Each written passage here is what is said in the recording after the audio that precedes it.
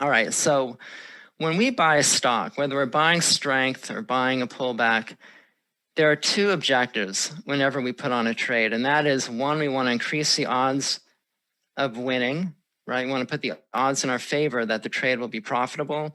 And we always want to be able to define our loss in case we're wrong. So that's the risk management end of it. But both of these should occur.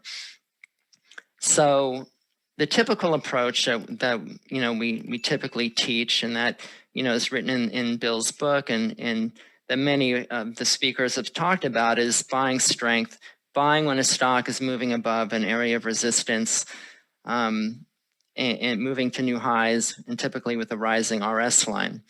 And so a typical example would be to say, here's Coupa Software last April, broke out of a cup with handle base, and we would buy it breaking out of this handle here on an increase in volume.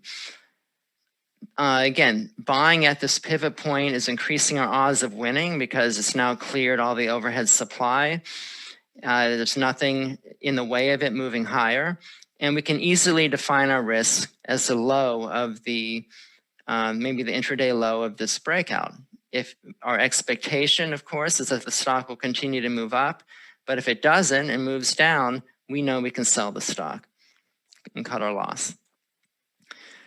And so in this case, the stock continued to move up and then consolidated for a few weeks and then began to break above resistance here. So we can pyramid into our position here on strength as it clears the resistance at new highs. And the stock continues to move up.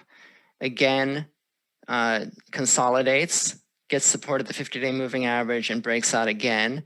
You can pyramid again, and then the stock finally corrects and breaks the 50-day moving average decisively on heavy volume, and you would unwind your position and move on. So that is a typical way that we trade, and it's great. It works great in a strong bull market. But the disadvantages of it are that you're always buying at new highs. So our cost basis on a relative basis, relative to buying maybe on a pullback, is going to be higher. And you're always competing with everyone else to accumulate shares at these obvious buy points when a stock moves above resistance.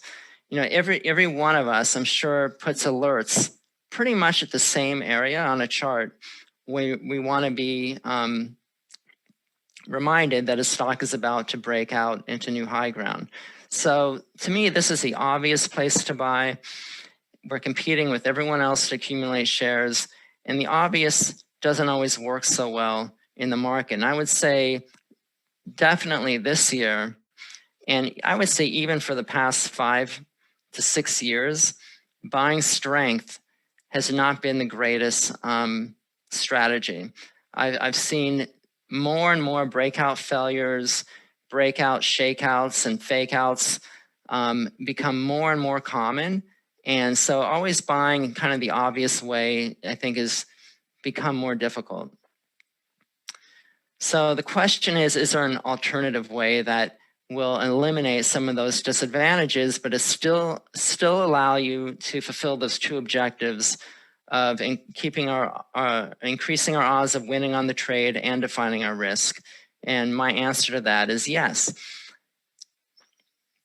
An alternative approach would be to buy pullbacks, either initiating a position or adding to a position on a pullback. And typically I'm adding a position. I don't initiate positions as often on a pullback, but if I missed a stock, I will take advantage and initiate there.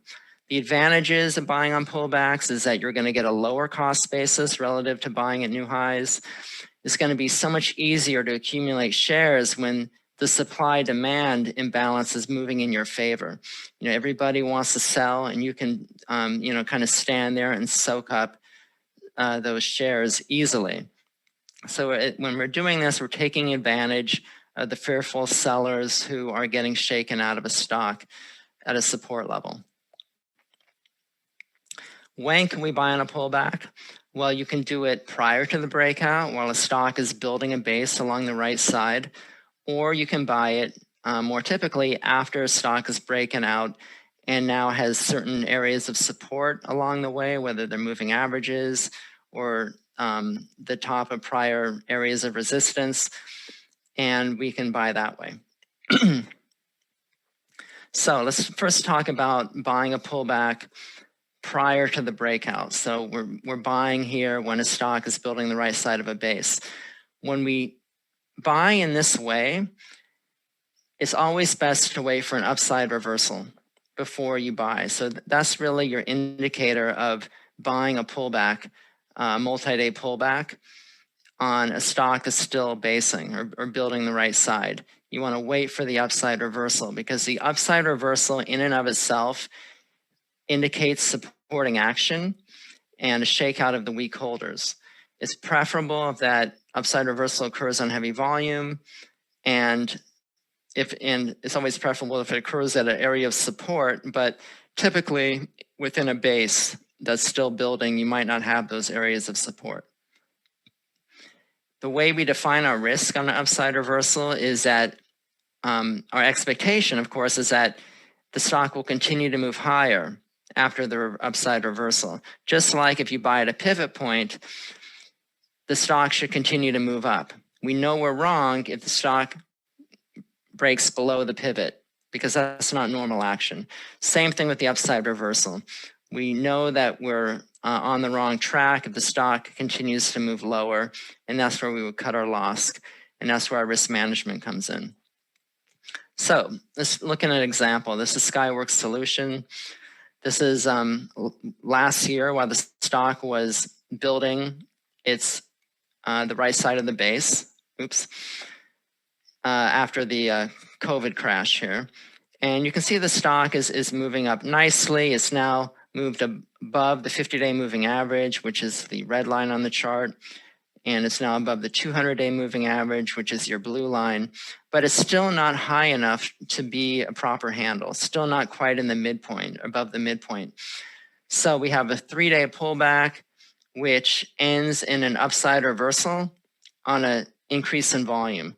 So you don't have to wait for the breakout. You can actually get started a little early here and begin your position here, setting the low of the intraday low of this upside reversal as your line in the sand of where you would reverse the position to cut your loss if it moves lower. With regard to cutting your loss, if there's kind of two schools of thought of whether you act immediately or wait till the end of the day. I think it's a 50-50 thing. I personally typically have the tolerance to wait toward the end of the day, depending on the intraday action of the stock. But I prefer to wait toward the end of the day to see if it's another shakeout. Some people just act immediately. I think it kind of has to do with your personality, what you're comfortable with. And so you can also buy in the handle if you get an upside reversal. So in this case here, we get another upside reversal on a slight increase in volume. And we can draw in the line up here where it's your traditional pivot point. And we also know where we're going to cut this portion of the stock if it moves back down. So now we already have 2 buys in the stock, and the stock hasn't even broken out yet. And if the stock does break out, we're going to add to it there as well. And the stock does break out. And so we would add there. And so we have 3 buys on the, 2 prior to the breakout, 1 on the breakout. And we have a nice cost basis because we got in a little bit early.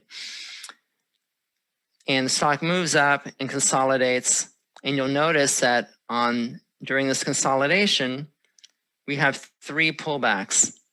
Again, supported by the 21-day moving average, which I'm going to talk about in a bit, but that's the magenta line on the chart.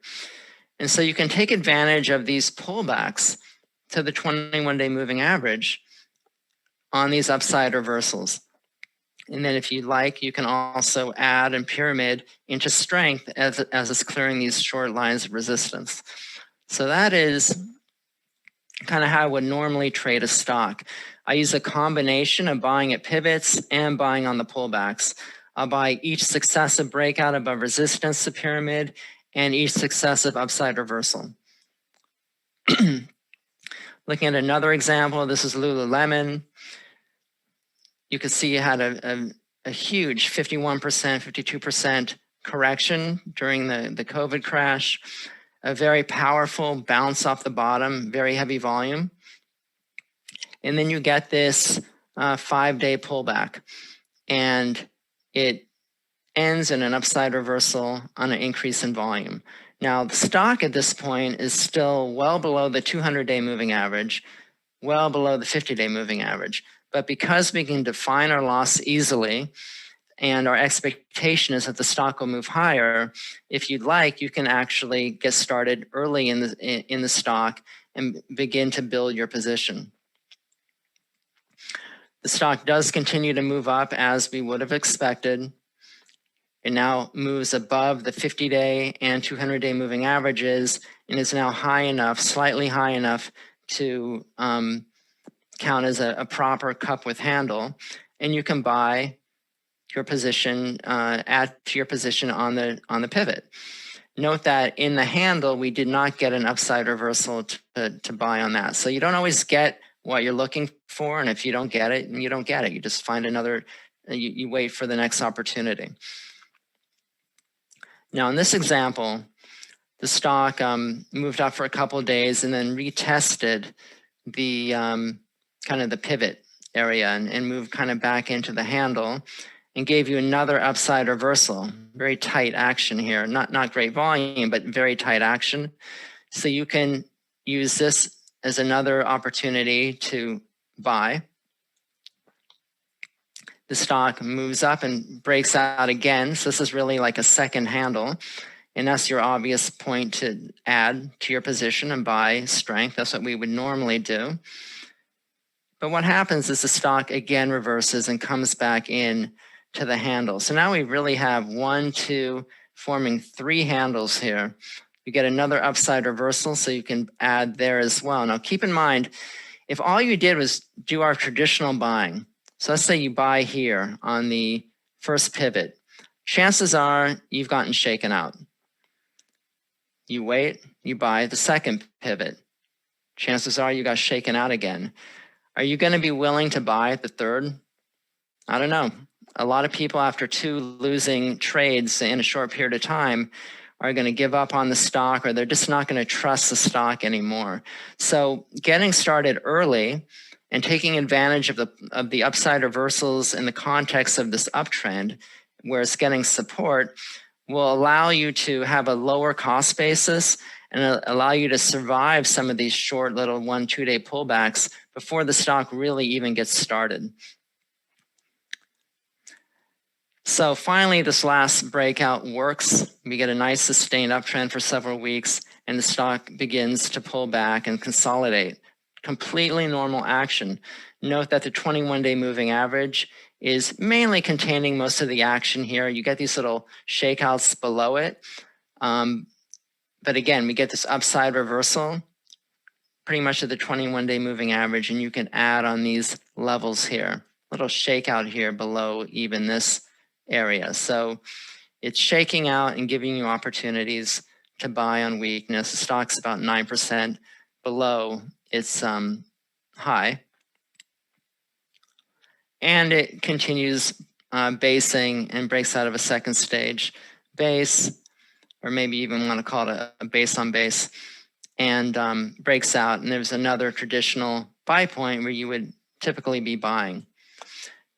Here's how the stock ended up playing out. And you can see just multiple areas of buying on weakness, on upside reversals following, on these pullbacks, and buying on strength. And I will employ all of these areas typically when I'm trading a stock and managing my position. Finally, we get a heavy volume break of the 50, number of ominous sell signals here as far as heavy volume, one day losses. So enough to kind of push you to scale out of your position as it's falling. And finally, the decisive break of the 50, you I'm sure throw in the towel. And so when you are prior to the stock breaking out of a base, the only way you can really define your risk is by waiting for an upside reversal, because when a stock is still forming the base, it is typically trading below moving average lines, and those moving average lines may not even be trending up. So you can't really rely on them. So it's critical to be patient enough and wait for an upside reversal when you're buying before the breakout. So again, this was a Lulu example we just covered. If you did not buy on that day, if you bought, let's say, down here or maybe the day before, where do you cut your loss? Like, there's no support area unless you come all the way back down here, and we don't want to wait for that. So the upside reversal in and of itself is supporting action and allows you to easily define your risk. So insist on waiting for that before you take a position.